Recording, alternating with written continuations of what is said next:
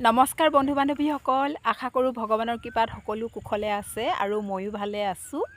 আজি হৈছে আমাৰ বহাগ মাহৰ প্ৰথমটো দিন আৰু মানুহ বিহু। এই ক্ষণতে আপোনালোক সদৌতিলৈকে মোৰ ফালৰ পৰা আন্তৰিক বহাগ বিহুৰ ওলগ তথা শুভেচ্ছা জ্ঞাপন কৰিছোঁ।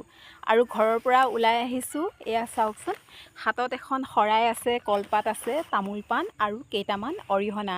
কাৰণ নামঘৰত আজি আমাৰ জ্ঞাতিয়ে ৰাজহুৱাকৈ বিহু আয়োজন কৰিছে। বিহু প্ৰথমতে নামঘৰত গোৱা হ'ব, তাৰ পাছতে ফিল্ডলৈ ওলাই অহা হ'ব আৰু বিহুৰ শেষত সকলোৱে ঘৰৰ পৰা অনা শৰাই আগবঢ়োৱা হ'ব। সেয়েহে ময়ো লৈ ওলাই আহিছোঁ। এতিয়া নামঘৰলৈ গৈ থাকোঁ আৰু ৰাজহুৱা বিহুভাগিত অংশগ্ৰহণ কৰোঁগৈ। পাৰিলে আপোনালোককো অকণমান দেখুৱাওঁ, এতিয়া কথাটো জনাই থৈছোঁ।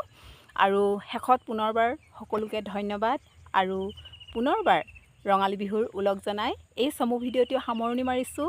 ধন্যবাদ, নমস্কাৰ।